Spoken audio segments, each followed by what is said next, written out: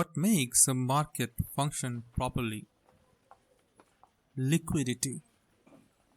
Liquidity is not about the value of the assets traded in the marketplace, but how frequently the trades happen and how many people participate in the trades. Liquidity is what creates trust in the marketplace by providing options for buyers and sellers and making it more likely that the prices reflect all relevant information. While governance is about the market structure, liquidity is what keeps a market running and functioning. As it happens, attracting liquidity is one of the biggest challenges in creating marketplaces or any kind of platform. In the case of DeFi systems, the complexity is multiplied due to the absence of any central authority who provides the initial liquidity in traditional systems. Due to this, DeFi platforms need to employ various techniques and offer incentives to attract liquidity. This need for liquidity in DeFi systems has led to many new concepts which only exist in DeFi: yield farming, liquidity mining, staking, etc. We'll talk about them here. But first, let us talk about automated market making in DeFi. The first question is, what is market making? Let us understand that with an example. Say you own 100 shares of a company. Now you think that the price of the shares will go down soon and you decide to sell. To be able to sell the shares quickly, you need to find somebody who is willing to buy. Now there are three uncertainties to this. At what price someone is willing to buy, how many shares someone is willing to buy, and when exactly someone be willing to buy the shares. Similar uncertainties are faced by someone who is looking for seller for the shares she wants to buy. This is true for all marketplaces, let that be equity shares, credit markets, commodities, or real estate. This is where market makers come into play. They are wholesale buyers and sellers who always provide quotes to both buyers and sellers. Their incentive, the bid-ask spread they can earn. So, can the processes in market making be automated? As DeFi systems do not have any intermediaries, they need an automated market making system.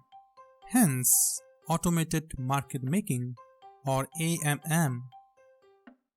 In the case of automated market making, the whole process of market making is replaced with a liquidity pool and algorithms. The liquidity pool comprises of crypto assets, generally stablecoins. The algorithm varies based on the purpose of the DeFi platform. AMM is used in wide-ranging DeFi applications. It can be a lending platform or a decentralized exchange. So let us talk about automated market making in Aave, a lending platform. Aave calculates the borrow interest rates based on the utilization rate. The utilization rate is an indicator of the availability of capital in the liquidity pool. The interest rate model is used to manage liquidity risk through user incentives to support liquidity. When capital is available, low interest rates to encourage loans. When capital is scarce, high interest rates to encourage repayment of loans and additional deposits. Another DeFi platform, Uniswap, which is a decentralized exchange, uses a constant product formula in its automated liquidity protocol. The goal of the constant product formula is that trade between two assets X and Y does not change the product of the reserve balances of the assets K. So X into Y is equals to K, and K remains constant even if the value of X and Y changes. In practice though, Uniswap applies a 0.3% fee on trades, which is added to the reserves. As a result, each trade increases K. For automated market makers to function, DeFi systems need consistent and reliable sources of liquidity. But the liquidity pools cannot be created in a vacuum. Asset holders need to be incentivized to provide liquidity to the liquidity pools. That is, to lock their crypto assets with the smart contracts on the blockchain network.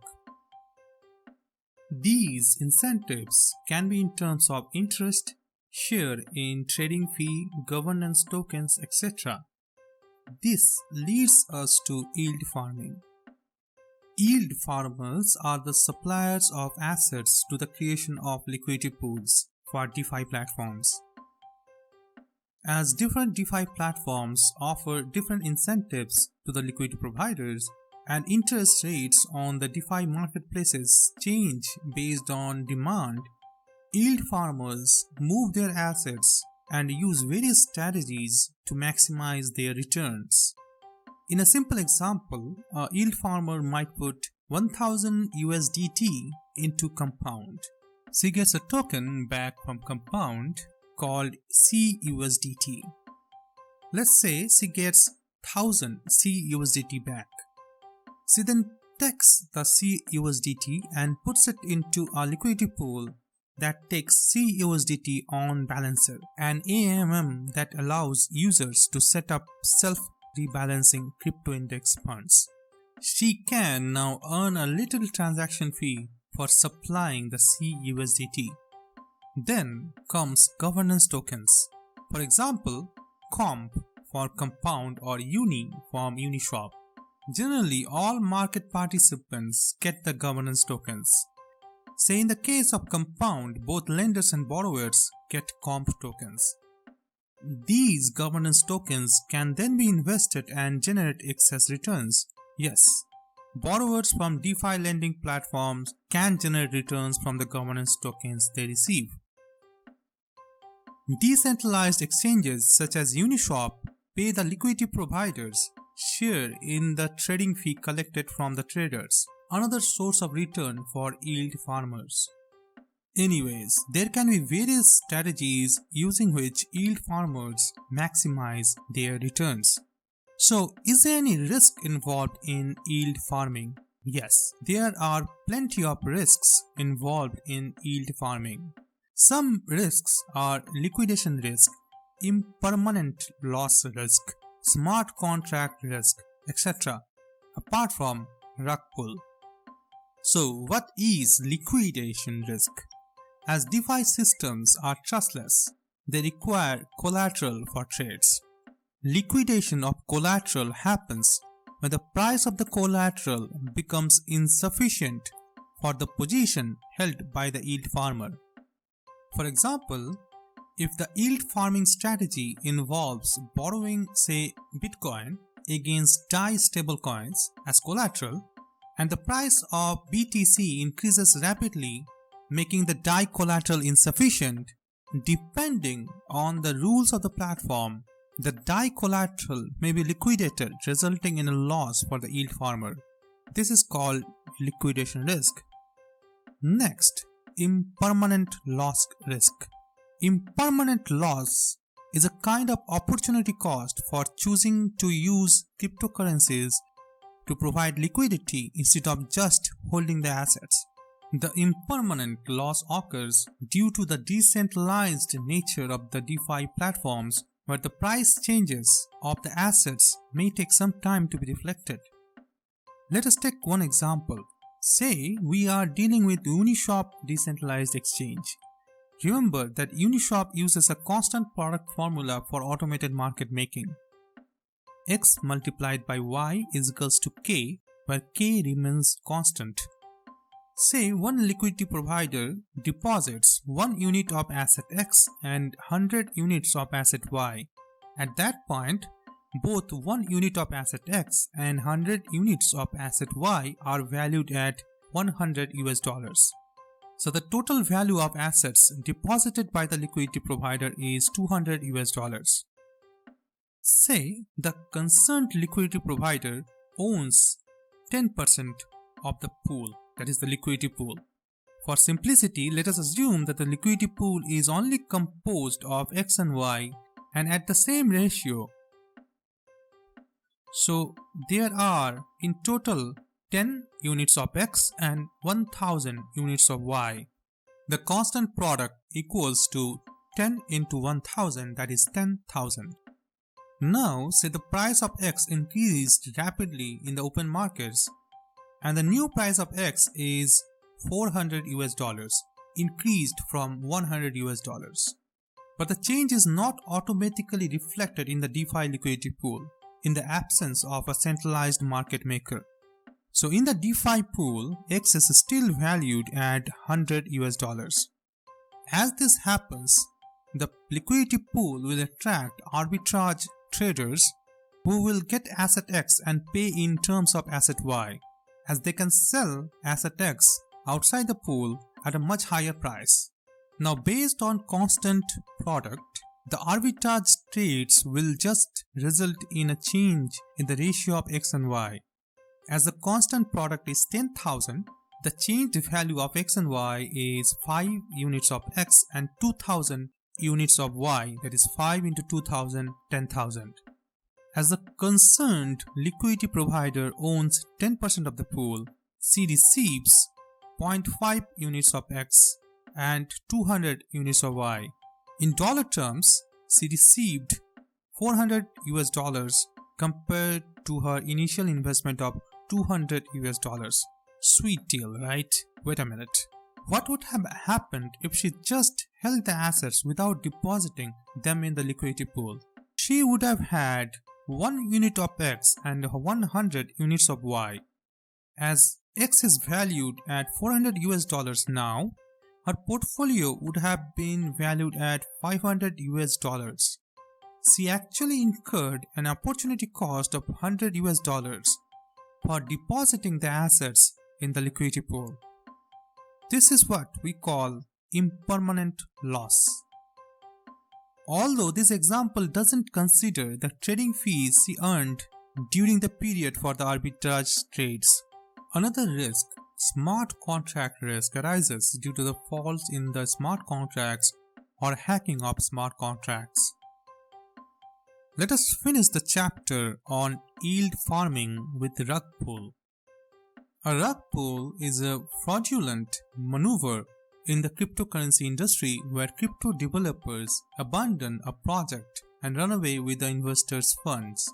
Rug pulls usually happen in the decentralized finance ecosystem, that is the DeFi ecosystem, especially on decentralized exchanges. Now let us quickly talk about one concept that is often confused with yield farming: staking. So what is staking? For that, we need to quickly understand the consensus mechanism in distributed systems like blockchains. In distributed systems, the nodes of the network must be able to reach an agreement on the current state of the system. This is achieved using consensus mechanisms. The consensus mechanism is vital to add new blocks in a blockchain and restrict double spending. Ethereum has been using a proof of work consensus mechanism. Proof of work and mining are closely related ideas. The reason it's called proof of work is because the network requires a huge amount of processing power. Proof of work blockchains are secured and verified by virtual miners around the world racing to be the first to solve a math puzzle. The winner gets to update the blockchain with the latest verified transactions and is rewarded by the network with a predetermined amount of crypto. The problem with proof of work is that it takes a lot of computing power and in turn burns a lot of energy. The computational power requirement also makes it non-scalable. Scalability is much more important for blockchains like Ethereum which deal with DeFi transactions. As the DeFi ecosystem boomed, the scalability issue became apparent for Ethereum. So the consensus mechanism is going to change in Ethereum 2.0, proof of work to proof of stake. So what is proof of stake? Proof of stake is validating transactions, staking your crypto assets as guarantee. The validators or stakers receive compensation for locking their cryptos for the consensus mechanism. So how is it different from yield farming? The goal of yield farming is to provide liquidity for DeFi applications, whereas the goal of staking is to secure a blockchain network. More stakers make the blockchain decentralized and secure against attacks. The returns from yield farming can be significantly higher than staking, but yield farming is riskier. The primary risk in staking is the opportunity cost of locking the crypto assets, whereas yield farmers are exposed to liquidation risk, impermanent loss risk, etc. as mentioned before. So let us wrap it up. Markets need liquidity to function. So do DeFi platforms. To attract liquidity, DeFi platforms offer various incentives. These incentives created a new discipline called yield farming. Staking is a different concept used in the proof of stake consensus mechanism. With this is Sam Ghosh. Bye bye.